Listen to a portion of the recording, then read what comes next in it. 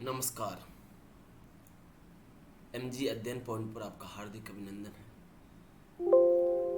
जैसा कि आप हेडलाइन से देख पा रहे हैं, आज का जो विषय है और जो आज हम पढ़ने वाले हैं वह है आईआर के अप्रोचेस, अंतर्राष्ट्रीय राजनीति को समझने वाले approach.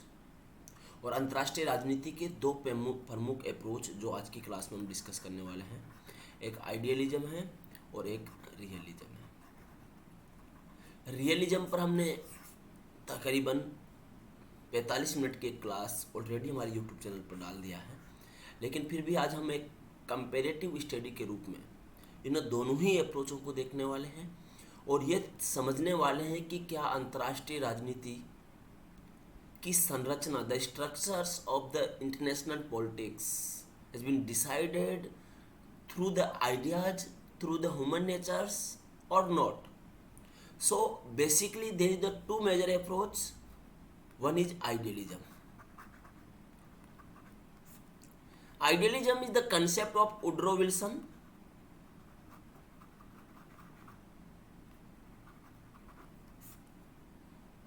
and Woodrow Wilson's believe in cooperation, believe in dialogue, believe in discourse. यानी कि सामान्य भाषा में कहे तो आइडियलिज्म का जो मुख्य विचार है वो ये है कि विचार और डिस्कोर्स या फिर cooperation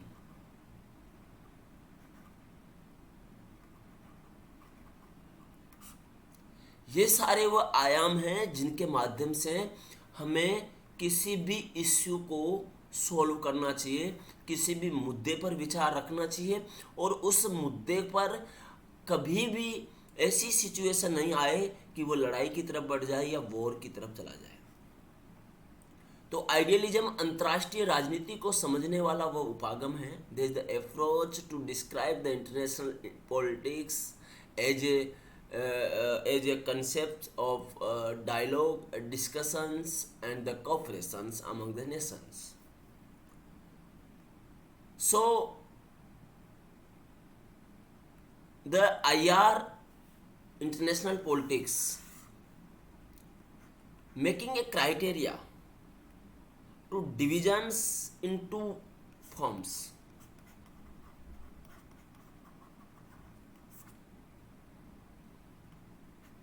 First, relations among nations. दूसरा, believe in self interest.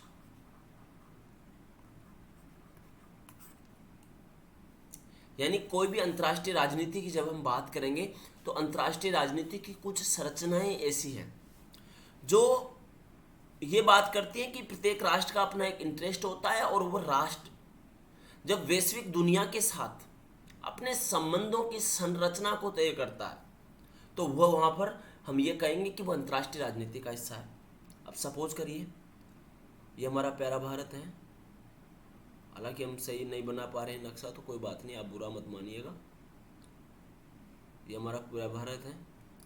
अब हमारे भारत के चाइना के साथ संबंध, पाकिस्तान के साथ संबंध, अफगानिस्तान के साथ संबंध, श्रीलंका के साथ संबंध, बांग्लादेश के साथ संबंध, उधर तुर्किस्तान आदि के साथ संबंध।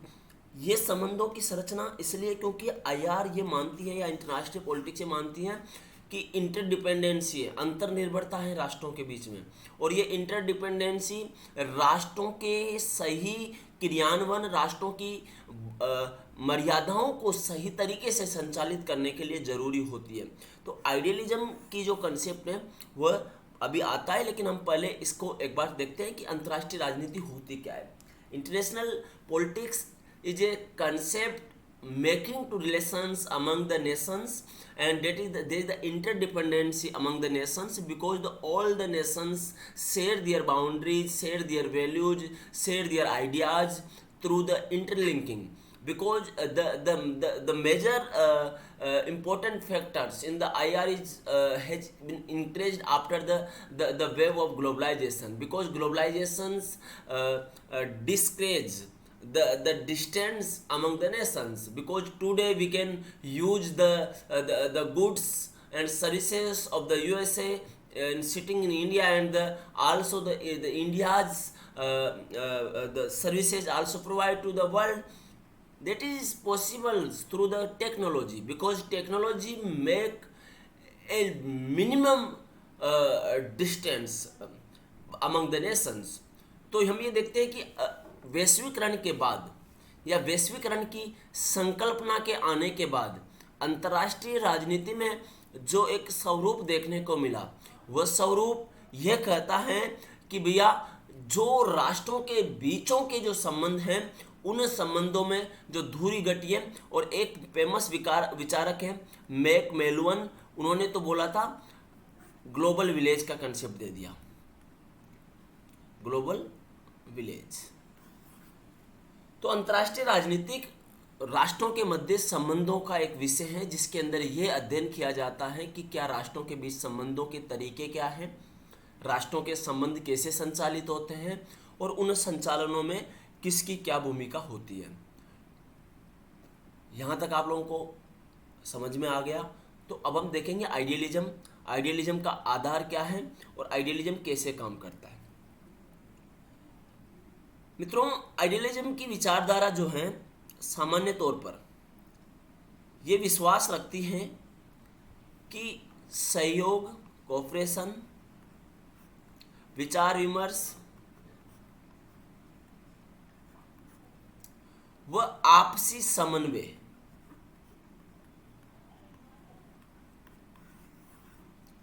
राष्ट्रों के मध्य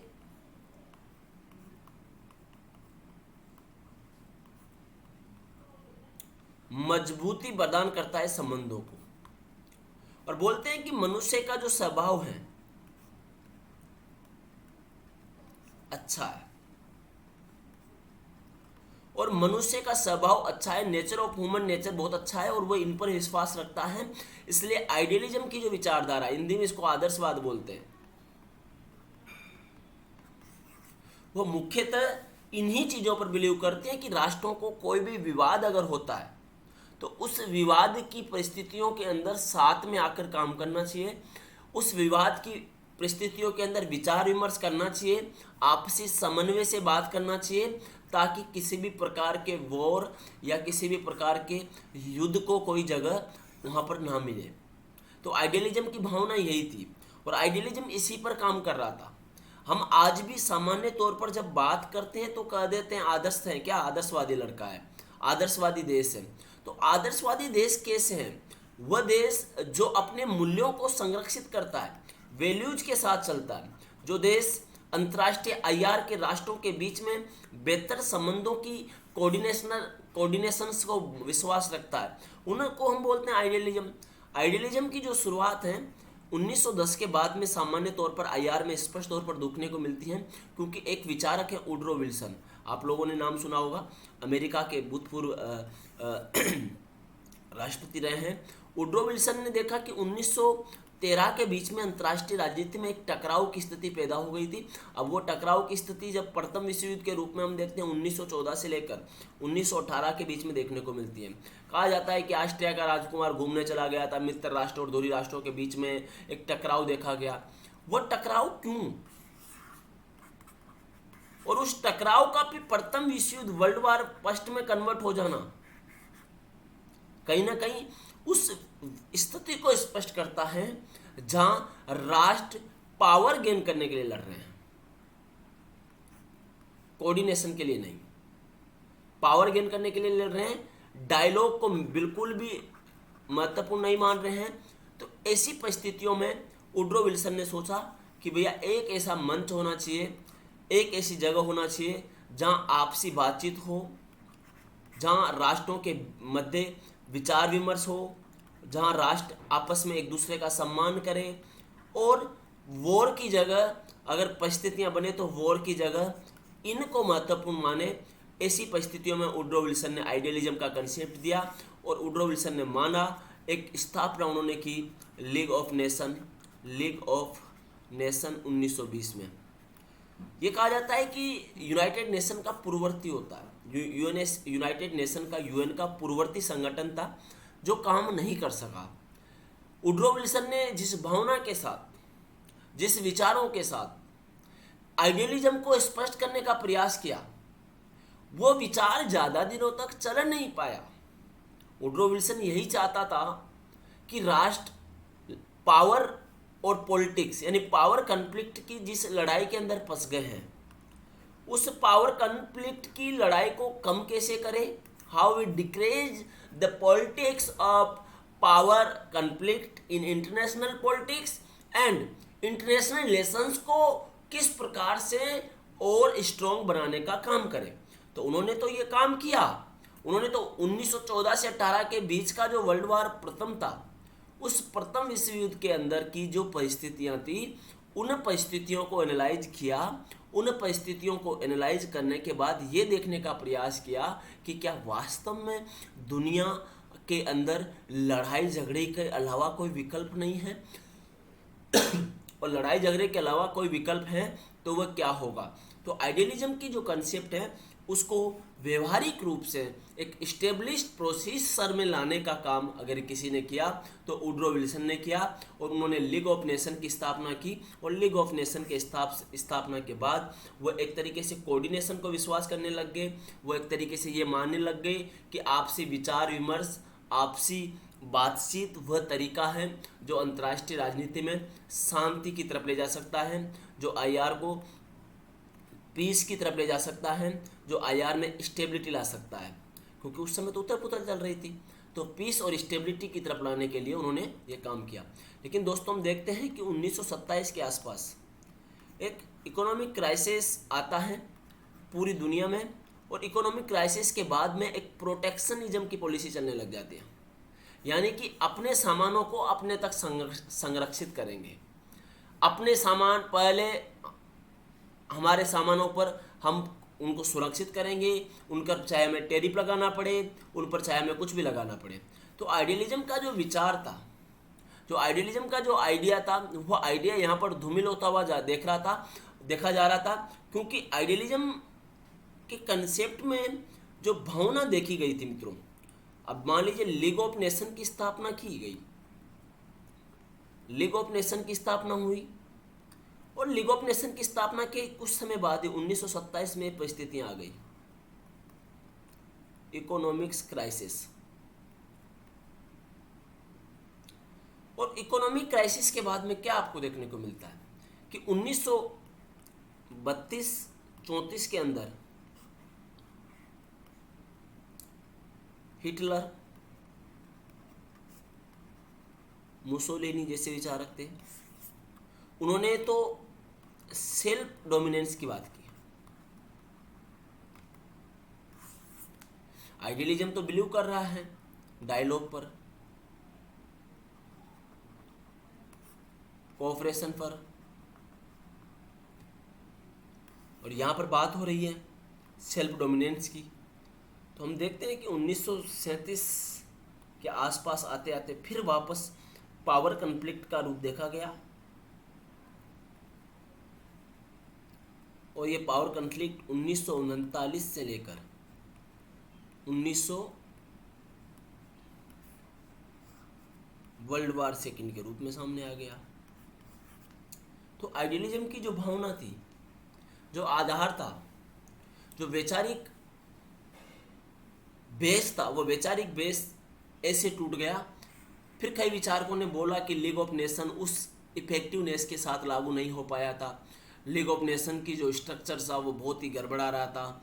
लीग ऑफ नेशंस के अंदर वह कैपेसिटी नहीं थी कि सारे राष्ट्रों को एब्जॉर्व कर सके, राष्ट्रों के आइडियाज़ को एब्जॉर्व कर सके और एक डिसीजन दे सके। There are the many clues come from the many countries, many political associations, but after that the league of nations became a united as organization of united nation, and united nation is more powerful to the league of nation.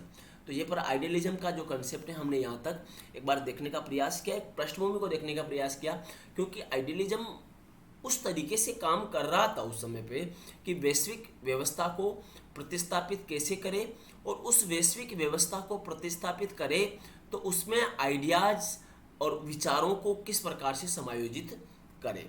Hopefully यहाँ तक समझ में आ गया होगा। अंतर्राष्ट्रीय राजनीति एक बहुत ही प्यारा विषय है, और इस विषय के अंदर अगर एक बार चीज़ें आपके समझ में आ गई तो आप कभी उसको भूलते नहीं हैं। यहाँ पर हमने आइडियलिज्म के कुछ की पॉइंट्स को लिया है। Idealism is the traditional normative approach to the study of international relations. Traditional and normative approach, परंपरागत उपागम। ट्रेडिशनल बिकॉज ट्रेडिशनल में भी एक हम बोलते हैं कि आइडियल्स की बात करते हैं, और आइडियल्स जैसे कि भारत के संदर्भ में हम बात करें तो राम राज्य का कंसेप्ट क्या है, एक आइडियल ही है। प्लेटो का फिलोसोफर किंग क्या है, आइडियल की बात हो रही है। तो अंतर्राष्ट्रीय राजनीति को समझने वाला एक ऐसा ट्रेडिशनल और नॉर्मेटिव अप्रोच है जो विश्वास करता है कि सब चीज़ें ठीक हैं। Everything is believe on the Nations will, and Nations will if the nation will believe in cooperations, in dialogue, that means it's true, there is no intervention on that particular concept. The second is idealism approach think that harmful measures like war and use the force should be abandoned and creating a world order real on peace on education। बोलते हैं कि जो harmful measures हैं like war and use of force should be amended, उनको रोकना चाहिए, उन पर ज़्यादा ध्यान नहीं दिया जाना चाहिए, और एक वर्ल्ड ऑर्डर रिलेट करना चाहिए जो पीस और एजुकेशन पर बेस्ड हो। यानी कि वही बात है कि वॉर की जगह किसकी बात कर रहे हैं, पीस होना चाहिए, युद्ध को नहीं, शांति को स्थापित करने का काम यहाँ पर किया जाना चाहिए। Idealism has broad and narrow scope. अब आइडियलिज्म को आप देखोगे तो ये वैसे तो छोटा सा कंसेप्ट दिखेगा, लेकिन इसका एक ब्रॉड विचार भी है। और आज की जो दुनिया देखिए, चाहे आज हम कह सकते हैं कि यूनाइटेड नेशन की जो संरचना है वह रियलिज्म और आइडियलिज्म दोनों पर बेस्ड है, लेकिन रियलिज्म और आइडियलिज्म पर दोनों पर बेस्ड है, लेकिन अगर हम इसके कंसेप्ट को समझे, इसके कंसेप्ट की संरचना को समझे, तो ये आइडियलिज्म आज भी मानते हैं। आज भी हम जब घर से निकलते हैं, या तो हमारे आदर्शों को मत भूलिए, अपने आइडियल्स को मत भूलो। आदर्श क्या है आपके? आदर्श यही है कि सहयोग करना, सम्मान करना, किसी की सॉवरेनिटी में किसी प्रकार का, मतलब किसी व्यक्ति की सॉवरेनिटी में किसी प्रकार का कोई हस्तक्षेप नहीं करना, यही तो हमारे आइडियल्स हैं। और इन्हीं तो आइडियल्स की यहाँ पर बात हो रही है। तो यहाँ पर देखेंगे कि there is the broad, there has the idealism has broad and narrow scope. Broad, the doctrine which seek the transcend international anarchy. देख, the doctrine which seek to the transcend international anarchy. अब broad में कैसे हैं? अगर हम देखें कि अराजकता की स्थिति क्या थी, अराजकता क्या थी, एनार्की क्या थी अंतर्राष्ट्रीय राजनीति में।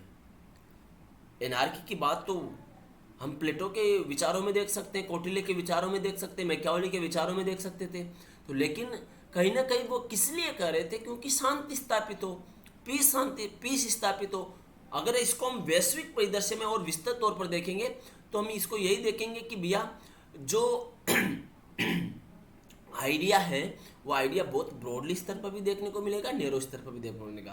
Prevalent in the interwar period 1939 dominated in the first phase of IR which emphasized the interdependence of the unity among the nations। अब नैरो में देखिए ना कि 1919 से 20 से लेकर 1939 के बीच के जो राष्ट्रों के बीच में संबंधों की संरचना थी वो कैसे तय हुई थी उनकी तय होने की पीछे की भावना क्या थी, और उस तय होने की संरचना में क्या देखने को मिल रहा था। तो जो ये देखने को मिलेगा कि कहीं ना कहीं एक पीस, एक यूनिटी राष्ट्रों के बीच में बनाए रखने का काम लीग ऑफ नेशन ने किया था। तो यहाँ पर देख सकते हैं कि आइडियलिज्म का जो कंसेप्ट है दोनों ही विचारों पर काम करता है। Woodrow Wilson is the one of exponents of idealism. हमने बता दिया ऑलरेडी, वुड्रो विल्सन को आइडियलिज्म का फादर माना जाता है और वह एक मेजर थिंकर है। His 14 points and creation of league of nations are seen as the practical aspect of the idealism. उन्होंने बहुत सारे विचार रखे कि डायलॉग पर बिलीव करना चाहिए, आपसी विचार विमर्श से संबंधों को मजबूत बनाने की तरफ ध्यान दिया जाना चाहिए, आपस में लड़ना नहीं चाहिए। तो ये सारे 14 पॉइंट उन्होंने दिए थे। और जो creation of the league of nation था वह आइडियलिज्म को एक इस्टेब्लिश प्रोसीजर, एक इस्टेब्लिश्ड सिस्टम, एक इस्टेब्लिश्ड इंस्टीट्यूशंस की तरफ ले जाने का काम उनका यहाँ पर हो रहा था। तो यहाँ पर हमने ये देखा कि आइडियलिज्म का जो कंसेप्ट है वुडरो विल्सन की उस आइडियाज से आता है, जहाँ पर वो cooperations and believe in peace among the international politics, the nations of the international politics. So what are the features of the idealism? First feature is human nature is good and has the cunning role in IR. बोला कि प्रत्येक मनुष्य जो human nature है वो good है, अच्छा है। ह्यूमन नेचर अच्छा है। ह्यूमन नेचर कभी भी नहीं चाहता है वो, क्योंकि उनको पता है कि ह्यूमन नेचर एग्जिस्टेंस कहाँ करेगा और उस एग्जिस्टेंस में क्या उनको मिलने वाला है। तो ह्यूमन नेचर का जो आइडिया है, ह्यूमन नेचर का जो कंसेप्ट है, जो वॉर का जो बिल्कुल बिलीव नहीं है। ह्यूमन नेचर पीस पर विश्वास करता है। ह्यूमन नेचर मानता है कि प्रत्येक व्यक्ति अच्छा है, अपनी हर किसी की अपनी एक सीमा है। तो यहाँ पर यह कहा जा रहा है कि आइडियलिज्म यही है कि आईआर में कनिंग रोल निभाता है। ह्यूमन नेचर एक अच्छा है, ह्यूमन नेचर पीस पर विश्वास करता है, ह्यूमन नेचर को किसी भी प्रकार के विवादों में घुसने की कोई आदत नहीं है। Global efforts are needed to end the war. Idealism ये कहता है कि अगर पूरी की पूरी दुनिया, यानी आईआर में इंटरनेशनल आईआर या इंटरनेशनल पॉलिटिक्स में जब हम बात करते हैं तो 196 के करीब देश हैं, अगर इनके अंदर ये बात आ जाए कि we believe in peace, we believe in good beliefs, तो वहाँ पर फिर वॉर की संभावना कम हो जाएगी। द पॉसिबिलिटीज और of war declined after the making a understanding among the nations based on the peace, based on the cooperations. So the global efforts are needed to end the war. Idealism believed that if the global efforts are doing work to the ending for the war, so that means it will be beneficial for all of the countries. Because आप देखेंगे कि 1914 से लेकर 1919 के बीच का world war हुआ प्रथम, और उस 1918 के बीच में जो वर्ल्ड वॉर प्रथम हुआ, उस वर्ल्ड वॉर में ग्लोबल एफर्ट्स देखे गए। वुडरो विल्सन ने आइडियलिज्म के कंसेप्ट पर काम किया।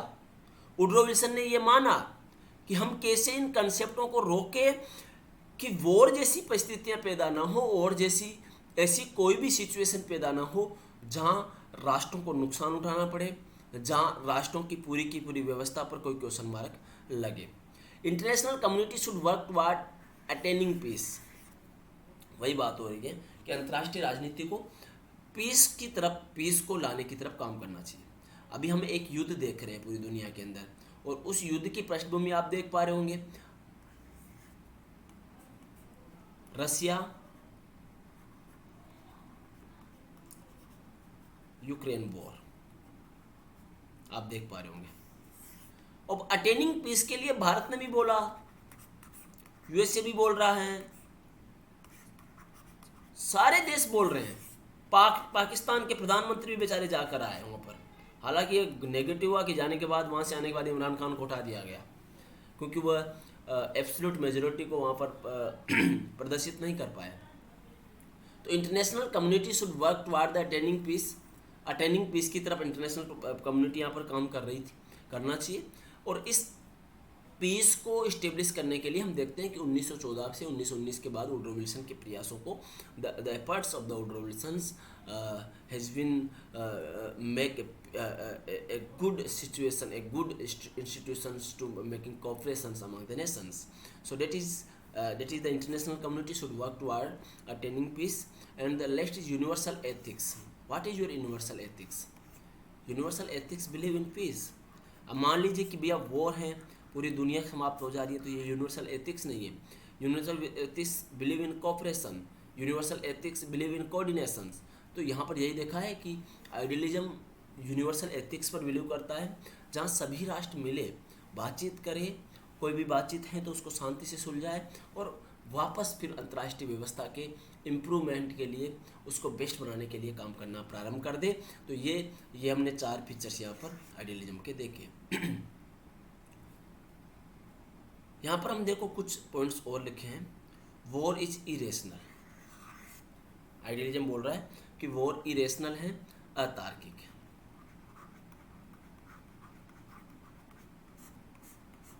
अब मान लीजिए कि आप नहीं मान रहे, आपको वॉर करना है, what you find, because we are in 21st century,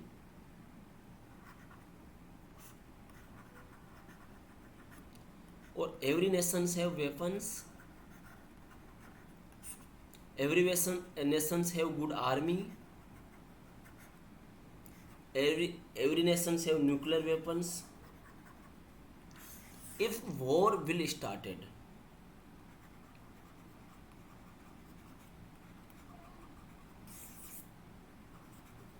so what you find, anarchy, और what is rationality of that war. नुकसान किसका होगा?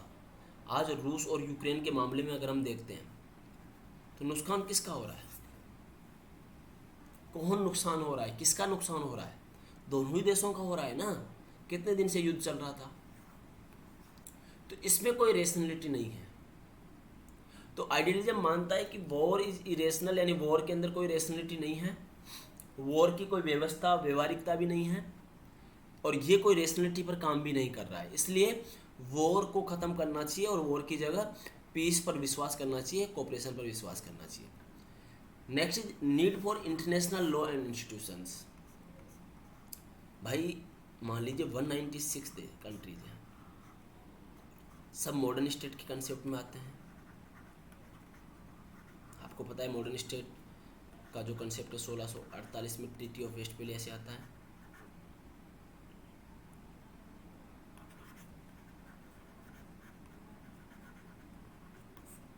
ट्रीटी ऑफ वेस्टफैलिया से मॉडर्न स्टेट का जो कंसेप्ट आता है वो क्या कहता है? वह यही कहता है कि सोवरेनिटी है, संप्रभुता है, they can decisions their own will. लेकिन मान लीजिए अगर यूनाइटेड नेशन नाम का हमने एक ऑर्गेनाइजेशन बना दिया तो वो पीस पे लिए काम करेगा नहीं करेगा? अगर हमने यूनाइटेड नेशन नाम का एक ऑर्गेनाइजेशन बना दिया तो वहाँ पर एक डिसिप्लिन रहेगा नहीं रहेगा? तो ये कह रहा है कि need for international law and institutions who makes peace and cooperation among the nations, because the philosophy of League of Nations also work for that, but the effectiveness, the involvement of the major countries, dominant countries ने कहीं ना कहीं इस व्यवस्था को उस तरीके से प्रतिस्थापित नहीं कर पाए। तो याद रखना कि आइडियलिज्म बोलता है कि वॉर इज इरेशनल है, नीड फॉर एक international law on institutions to making the best relations, better relations, and third, enhancing trade will lead to peace. अब मान लीजिए कि इंटरडिपेंडेंसी कैसे बनेगी? यूएसए का बर्गर है, भारत में आपको पता है नीम का पौधा बहुत अच्छा होता है, और नीम के पौधे की जो डाली आती है उसको हम दातुन अपना करते हैं, गांव में देखते हैं। अमेरिका में ये बहुत बड़ा बिजनेस बन रहा है आज, तो वहाँ के लोग इसको पैकेज करके बड़े बड़े इंडस्ट्रियल हब बनाने का काम कर रहे हैं। भारत के लोगों में देखो बर्गर पिज़्ज़ा रह ही नहीं सकते उनके बिना, उनको लगता है कि यही आत्मा है। अब न्यूट्रिशन है क्या है वो अलग बात है। तो भारत की चीज़ें अमेरिका में जा रही हैं, अमेरिका की चीज़ें यहाँ आ रही हैं, और इससे क्या होगा? इंटरडिपेंडेंसी दोनों देशों के बीच में बढ़ जाएगी, और जब इंटरडिपेंडेंसी बढ़ जाएगी तो वहाँ पर फिर इम्प्रूवमेंट होगा, और वह इम्प्रूवमेंट किस प्रकार से बेस्ट विकल्प पीस एंड कोऑपरेशन की तरफ ले जाएगा। इसलिए बोला enhancing trade which will lead to peace, यानी एक ऐसी ट्रेड को बढ़ावा देना चाहिए जो पीस को लीड करे, जो शांति पर विश्वास करे, जो शांति के साथ आगे बढ़े, जो शांति के विकल्पों को साथ लेकर चले। ऐसी उस पर ध्यान देने की ज़रूरत है। अब क्या क्रिटिसिज्म है इसके, ये तो हमने देखा कि इसके कुछ फीचर्स देख लिए। अब क्रिटिसिज्म क्या है, आलोचना क्या है? More importance on values not on rationalities. यानी वैल्यूज को ज़्यादा महत्वपूर्ण दे देते हैं और रेशनलिटीज को कम देते हैं, जिसके कारण राष्ट्रों के बीच में एक सद्भाव नहीं बैठ पाता है और राष्ट्र आपस में लड़ लगते हैं। Over importance on league of nation, league of nation को बहुत ज़्यादा इंपॉर्टेंस दे दी गई है। इतनी इंपॉर्टेंस उसको नहीं मिलना चाहिए थी, क्योंकि आपने एक स्ट्रक्चर बनाया, एक ऑर्गेनाइजेशन बनाने का प्रयास किया और उस ऑर्गेनाइजेशन के अंदर इफेक्टिवनेस नहीं है, क्योंकि इफेक्टिवनेस नहीं होगी तो ऑर्गेनाइजेशन काम कैसे करेगा। राष्ट्र उसकी बात मानने को तैयार ही नहीं है, प्रोटेक्शनिज्म की चले जाए, हिटलर मुसोलिनी जैसे विचारक पैदा हो गए, तो उनके पीछे की भावनाएं क्या थी और वो भावनाओं ने कैसे काम किया, ये भी एक महत्वपूर्ण पिलर के रूप में यहाँ काम आएगा। Our considerations for international institutions, इंसानों की कंसिडरेशंस भी क्या है। आज भी देखिए कि भारत या पाकिस्तान देखिए यूनाइटेड नेशन की बात न मानकर टेररिज्म को बढ़ावा दे रहा है, तो इसका हो क्या रहा है। टेररिज्म को देखो, आज भी तो यूनाइटेड नेशन तो बोलता है टेररिज्म नहीं होना चाहिए, 1356 उनका एक पारित प्रस्ताव है, उसके अंदर बोला है कि टेररिज्म को बिल्कुल भी रोकना चाहिए। फिर ये हो क्या रहा है। Over considerations for international relations institutions में ये क्या परिस्थितियाँ आ रही है। तो एक चीज़ ये भी यहाँ पर देखने को हमें मिलती है, failure of league of nation, league of nation का फेल हो जाना, ये सारी इसकी आलोचना है। क्योंकि जिस रियलिटी पर, जिस आइडिया पर लीग ऑफ नेशन की स्थापना की गई थी, जिस आइडिया पर पीस कोऑपरेशंस एंड कोऑर्डिनेशंस की बात की गई थी, वह आइडिया फुलफिलमेंट नहीं हो पाया, उस आइडिया को वह आधार नहीं मिल पाया जिस आधार पर वह काम कर सके। और इसी को हम इंटरनेशनल पॉलिटिक्स के एक महत्वपूर्ण पिलर के रूप में देखते हैं। नेक्स्ट, यहाँ तक हमने आइडियलिज्म को देखा है, आइडियलिज्म के कंसेप्ट को समझा है, आइडियलिज्म के क्रिटिसिज्म को देखा है। अब हम रियलिज्म की तरफ आ रहे हैं। रियलिज्म को मैं बहुत ही शॉर्टली केवल 10 मिनट में समझा दूंगा, क्योंकि इस पर हमने पहले ही और वीडियो हमने रख रखा है। 44 मिनट्स का वीडियो हमारा रियलिज्म पर आप लोगों को मिल जाएगा, उसको आप लोग देखोगे तो बहुत बहुत अच्छे से हमें इसको समझाया है। बोलते हैं कि आदर्शता कुछ नहीं होती, यथार्थता सब कुछ होती है।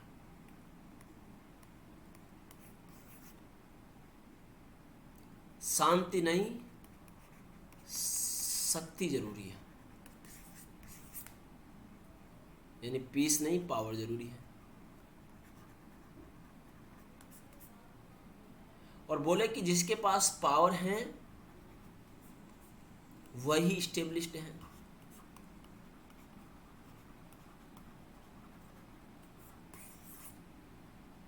यानी पावर की कंसेप्ट को ये बहुत अच्छे से समझाने का प्रयास करते हैं कि पावर के बिना कुछ नहीं है, पावर सब कुछ है।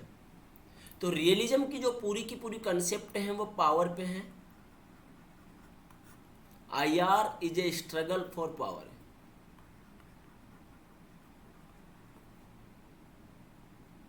यानी अंतर्राष्ट्रीय राजनीति शक्ति के लिए संघर्ष है। रियलिज्म के जो विचारक हैं उस EH कार को माना जाता है।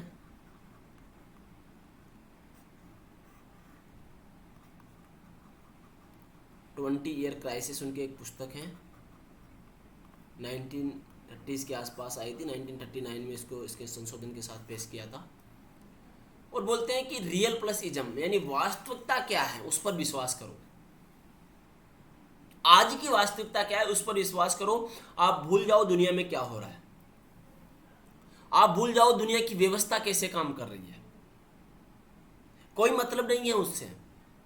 वास्तविकता यही है कि जिसके पास वेपन्स हैं वो मजबूत हैं, जिसके पास शक्तियां हैं, जिसके पास विकल्प हैं वो मजबूत हैं। वास्तविकता यही है और इसी वास्तविकता पर काम करो। तो ये रियलिज्म इसी बात को दोहरा रहा है कि वास्तविकता यही है, that is the reality, that is the work for the self development, self improvement. 1974 में भारत ने परमाणु प्रशिक्षण किया, पाकिस्तान ने साथ में कर लिया। 1978 में 1998 में भारत ने किया, पाकिस्तान ने साथ में किया। तो भैया struggle for powers, the realism believe that the power is the main factors of the IR who decide the relations among the nations. Neither we believe in on the global concept nor we accept the reality of the international politics. So the idealism believe on reality, and reality is struggle for power. Iyengar described in his book 20-Year Crisis that the power is main factor of the IR, and the morality and other thing that believe in peace and cooperation doesn't work without to the making power conceptuality. So realism is the different philosophy of the idealism. एक idealism के एक प्रतिरोध, एक विरोधी के रूप में ये सामने आया है कि बहुत जो आइडियलिज्म का जो आइडिया था उसके विरोध के रूप में ये सामने आया है, और उन्होंने यहां पर बताने का प्रयास किया कि तुम्हारा जो कंसेप्ट था, तुम्हारा जो आइडिया था, वो आइडिया वहां तक ही सीमित है। तो हम देख लेते हैं इसको जल्दी जल्दी, ज़्यादा समय इस पर हम नहीं लेंगे। हमने बता दिया पहले, an antithesis of idealism, idealism के विरोधी के रूप में सामने आया। मेन प्रोपोनेंट ऑफ इयेस्कार हंस जे मार्गेंताउ। हंस जे मार्गेंताउ को क्लासिकल रियलिज्म का फादर माना जाता है। पॉलिटिक्स अमंग नेशंस,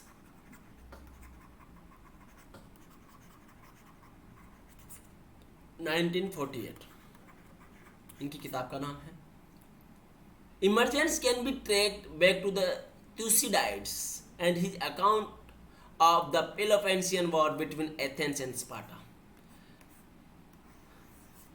अगर हम आइडियलिज्म के कंसेप्ट को देखें प्राचीन समय में, तो ये जो इसका इमरजेंस था can be take from the Thucydides। Thucydides ने एथेंस और स्पार्टाक में जो पेलोपेनिशियन वॉर हुआ उसके अंदर भी पावर को स्पष्ट किया, द आइडिया ऑफ पावर को स्पष्ट किया कि power is the main factor of the IR, and also seen the political idea of Niccolo Machiavelli and the Thomas Hobbes. Niccolo Machiavelli and Thomas Hobbes both are believe in reality.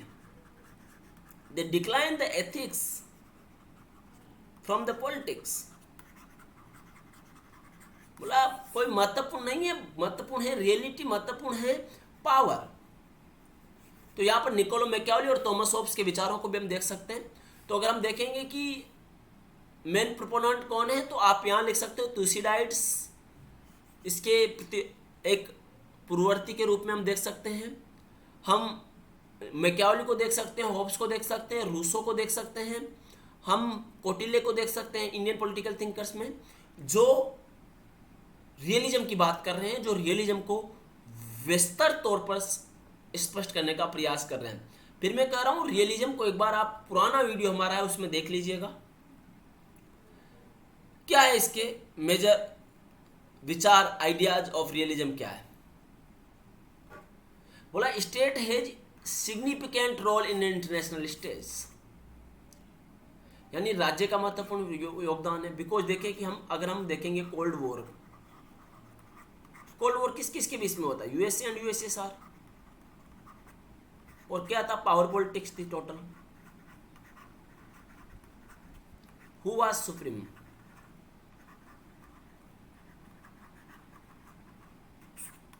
After 1989 disintegration of USSR and the USA make domination in international politics.